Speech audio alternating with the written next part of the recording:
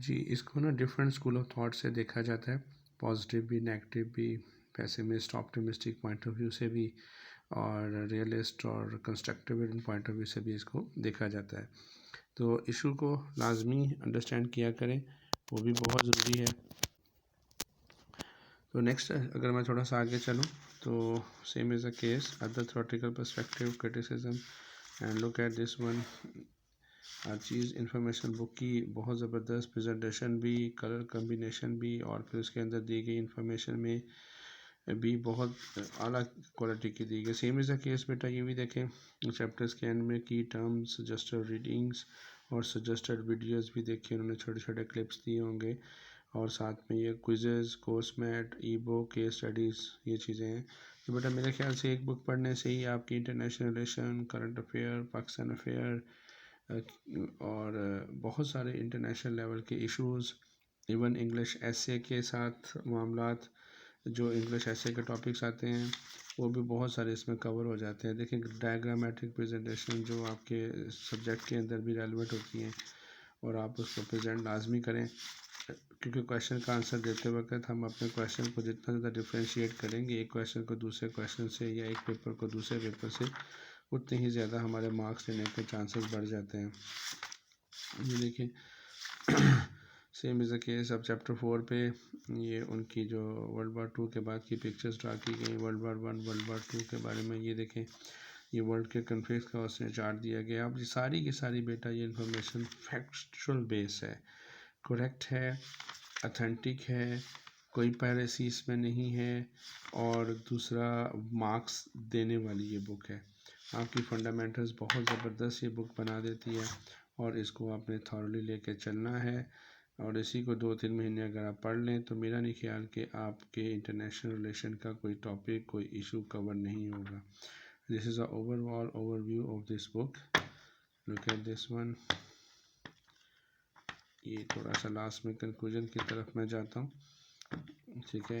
यहाँ पर आप देखें, ये जो मैं चैप्टर की बात कर रहा था, ये देखें छठे लास्ट चैप्टर के अंदर कितनी ज़बरदस्त इंफॉर्मेशन दी गई है, और ये पूरे की पूरी बुक की एक समरी वो प्रेजेंट करता है, कोटेशन से शुरुआत करता है, फिर क्वेश्चन, एक क्वेश्चन को पकड़ता है, उस क्वेश्चन को डिफरेंट एंगल से सॉल्व करने की कोशिश करता है, positive angle, negative angle, different perspective से, डिफरेंट स्कूल ऑफ थॉट से वो उसका आंसर देता है और जस्टिफाई करने की कोशिश करता है।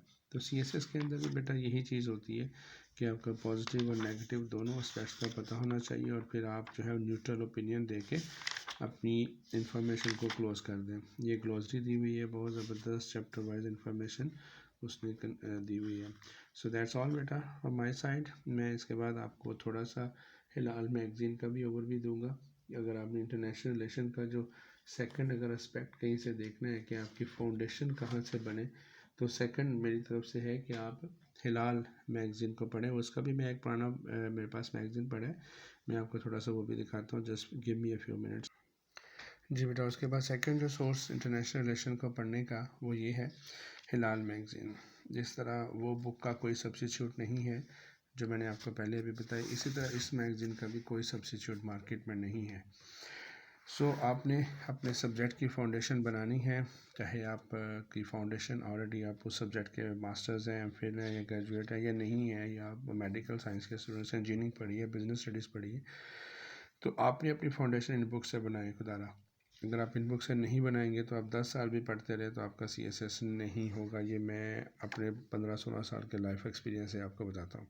स्टूडेंट्स फिर उसके बाद फेडअप हो जाता है और वो क्विट करके चला जाता है और किसी और फील्ड की तरफ चला जाता है।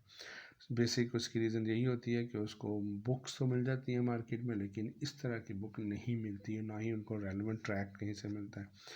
इस मैगज़ीन को सब्सक्राइब कर लें आप लोग। ये देखिए, आप इनकी वेबसाइट पे जा सकते हैं, इनका कॉन्टैक्ट पे कॉल करके भी इनसे डिटेल ले सकते हैं, और इनकी सब्सक्रिप्शन ले लें, महीने में 4 मैगज़ीन आपके घर आ जाया करेंगे। ये बहुत ही ज़बरदस्त किस्म का एनालिसिस ये लोग प्रेजेंट करते हैं। हलाल मैगज़ीन वाले अथेंटिक सोर्स होते हैं, बहुत ही कॉम्पिटेंट लोग होते हैं जो इसको लिखते हैं, इसके अंदर इंफॉर्मेशन कोड करते हैं। इसको भी पढ़ने का एक तरीका है कि आपने इसका जो एडिटर्स डेस्क, जिसको एडिटर के नोट भी कहते हैं, वो आपने यहाँ से शुरुआत करनी। फिर ये देखें इंफॉर्मेशन पूरा का पूरा एक रिसर्च आर्टिकल हर एंगल से, मतलब आपने 20-25 मैगज़ीन पढ़ने हैं ना, वो एक साइड पे और ये वाला आपका हिलाल मैगज़ीन एक साइड पे, क्योंकि इसके अंदर दी हुई इंफॉर्मेशन बहुत ही ग्रेट, जैसे ये ब्रिगेडियर मोहम्मद शाह साहब ने लिखा, बहुत ही कॉम्पिटेंट और एक्सपीरियंस लोगों की राइटिंग होती है। ऐसा नहीं है कि नेट से कॉपी पेस्ट करके उसमें एडिटिंग करके पायरेसी ग्रेड करके उसको छाप दिया जाए, जिस तरह बाकी बहुत सारे मैगज़ीन में होता है। इसलिए फंडामेंटल्स आप यहाँ से अपनी बनाएं, इस मैगज़ीन के सब्सक्रिप्शन ले लें। ये देखिए मैंने एक एक लफ्ज़ इसका पढ़ा, इसको हाईलाइट किया, गोल्डन वर्ड्स हैं सारे इसके, एक भी लफ्ज़ को निगेट नहीं किया जा सकता। और दूसरी बात यह है कि ये प्रो पाकिस्तानी इंफॉर्मेशन ये लोग देते हैं, एनालिसिस बेस्ड इंफॉर्मेशन देते हैं। बाकी किसी मैगज़ीन में शायद आपको कोई इंफॉर्मेशन किसी एंगल में मिले, लेकिन इसमें नहीं है। और लास्ट में ये देखें, ये पाकिस्तान आर्मी की जो अचीवमेंट्स होती हैं पूरे एक मंथ के अंदर, क्योंकि ये मंथली मैगज़ीन है, उन अचीवमेंट की समरी इन्होंने हाईलाइट की हुई है। कहाँ कहाँ विज़िट हुए, क्या क्या ग्रेट हमने किसी के साथ मिलकर कोई मिलिट्री ऑपरेशन किया है, कोई ट्रेनिंग की है, कोई वर्कशॉप की हैं, कोई सेमिनार्स किए हैं, उन तमाम की डिटेल बेटा इस मैगज़ीन के अंदर अवेलेबल है। तो दूसरा सोर्स है मेरी तरफ से बेस्ट वो ये है। अब इसके बाद पढ़ने के बाद आपने क्या करना है, एक तो क्लास नोट्स जो मैं आप लोगों को देता हूँ उनको देख लें, और तीसरा जो मेरे ब्लॉग के अंदर मैंने आपको जो नोट्स शेयर किए हुए हैं उनको देख लें। और तीसरा बेटा ऐसा किया करें कि आप जब भी कोई सब्जेक्ट तैयार करें, चाहे वो आईआर का हो या पाकिस्तान अफेयर करंट अफेयर का हो, उस टॉपिक जब आपका तैयार हो जाए तो आप उस टॉपिक के ना पास पेपर्स लिया करें, ठीक है।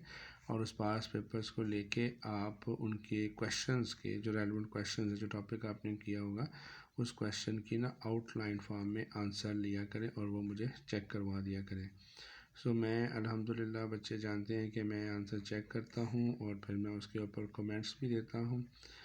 और फिर जब कमेंट्स देने के बाद आप जब उसको एक असाइनमेंट की शक्ल में पूरा का पूरा जो एक 20 नंबर का क्वेश्चन होता है, 20 मार्क्स का, जैसे CSS में आता है, वो पूरे का पूरा एक क्वेश्चन जो है वो मुझे असाइनमेंट की शक्ल में हमेशा कहीं से देख के जो ऑथेंटिक सोर्स हैं उधर से देख के आप वो मुझे सबमिट करवा दिया करें, और इंशाल्लाह I will give you proper feedback. जज़ाकल्लाह। अल्लाह आप सबको आसानियाँ पैदा करें, आप सबके लिए मंज़िलें आसान करें, दुआ कीजिएगा। अल्लाह हाफ़िज़, अस्सलाम वालेकुम।